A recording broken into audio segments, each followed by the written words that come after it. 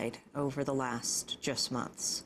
This is Democracy Now!, democracynow.org, The War and Peace Report. I'm Amy Goodman. As we turn now to two stories about the state of public education in this country. Protests in support of dismissed Los Angeles School District high school teacher Karen Salazar have increased this week. She's a second-year English teacher at Jordan High School in Watts. Last month, she was told her contract would be renewed because she was presenting a biased view, would not be renewed because she was presenting a biased view of the curriculum and indoctrinating her students with Afrocentrism. Her course material included board-approved texts like the writings of Malcolm X and Langston Hughes. Last week, a student took issue with the negative characterization of Salazar's teaching.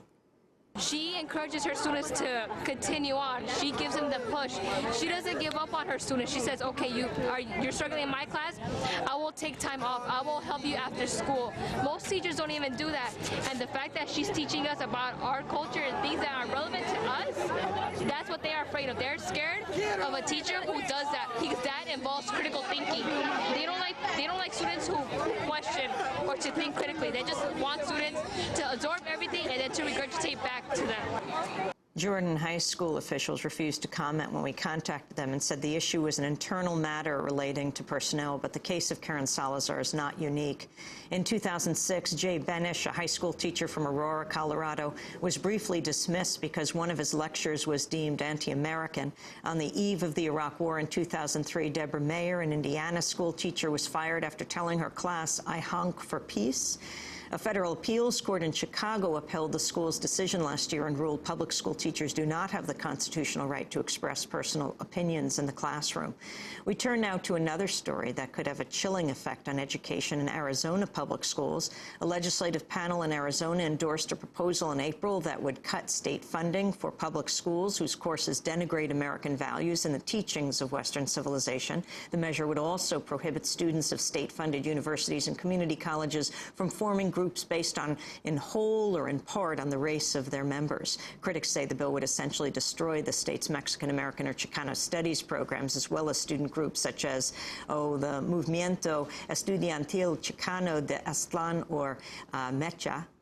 We're joined now by two guests. Professor Rodolfo Acuna is a professor emeritus at California State University, Northridge, where he started the largest Chicano studies program in the country. He's been a social activist for more than half a century, author of 21 books, including Occupied America, History of Chicanos, one of the many that would no longer be taught in Arizona public schools if the controversial bill passes. Professor Acuna joins us on the telephone. We're also joined from Los Angeles by the dismissed high school teacher Karen Salazar. We welcome you both. Karen Salazar, tell us the latest. Hi. I guess the latest, as you said, yes, my contract has been denied for renewal. So effective June 30th, I will be out of a contract from LAUSD. The latest would be that about 3 to 4 weeks ago, I received my official evaluation from the school. And it was actually a satisfactory evaluation. It was a positive evaluation. Unfortunately, they never gave me a copy of that evaluation, even though I signed it. So after, pressing the administration to give me a copy of that evaluation for weeks, and I had the union press them as well, this week I was given an evaluation. Unfortunately, it was not the evaluation that I signed. It was not the evaluation that I signed. It was actually a different evaluation, completely different form.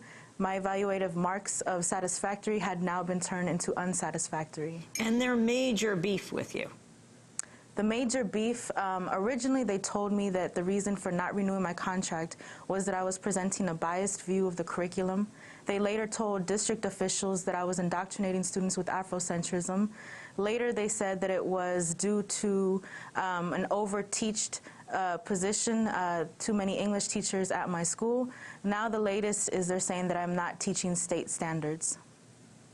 Let me turn to Professor Rodolfo Acuna, Professor Emeritus Chicano Studies, California State University, Northridge. Can you talk about what is happening in Arizona and relate it to Karen Salazar's case? Well, it's something that's been happening in California for some time. It's a combination of people telling lies about groups like MECHA, the Chicano student group, and also your xenophobia. and they're trying to right now, they're trying to ban mecha from the schools, and they're also trying to ban books, mine being among them, from the schools. How are they trying to ban your book? They're just saying that it can't be used in the public schools. And explain what your book talks about, what you put forward in your book. It's a standard history of Chicanos in the United States.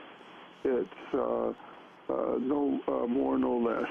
And one of the controversial places is that I say that the United States invaded Mexico. These people want to rewrite history.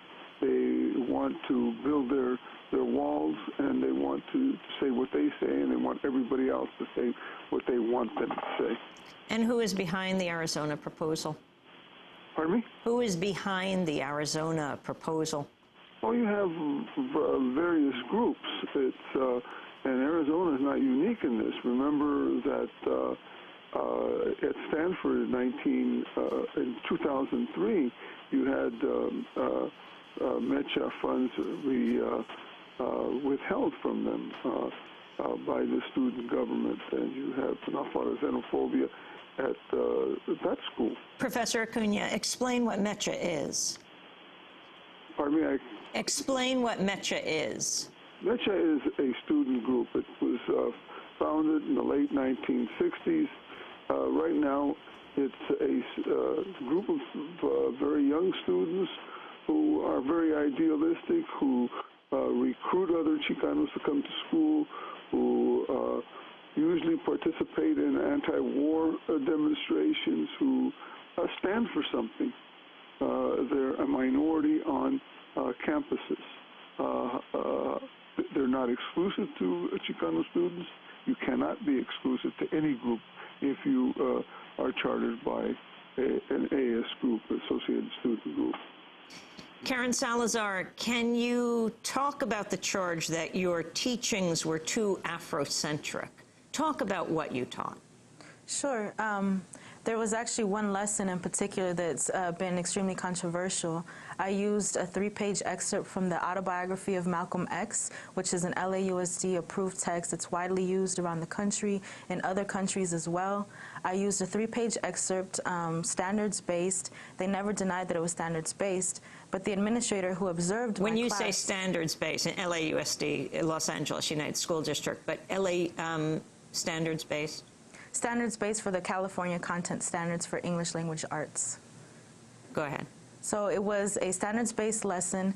The administrator who came and observed my class later wrote in an evaluation, this is a written evaluation that goes into my file, that I was brainwashing students and imposing extremist views on them based on this lesson. So that's one of the controversial lessons, I guess, that I am being accused of indoctrinating students with Afrocentrism with.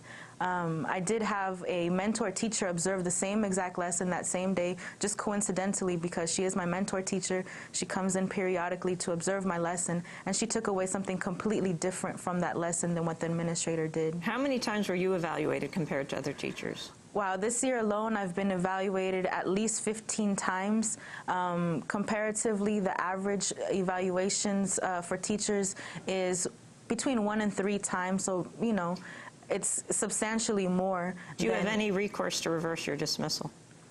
At this point, we are working, students are organizing with the union. We're working with the Association of Raza Educators. We're working to pressure the district to review this decision, both at the school board level and district official level. Today is graduation?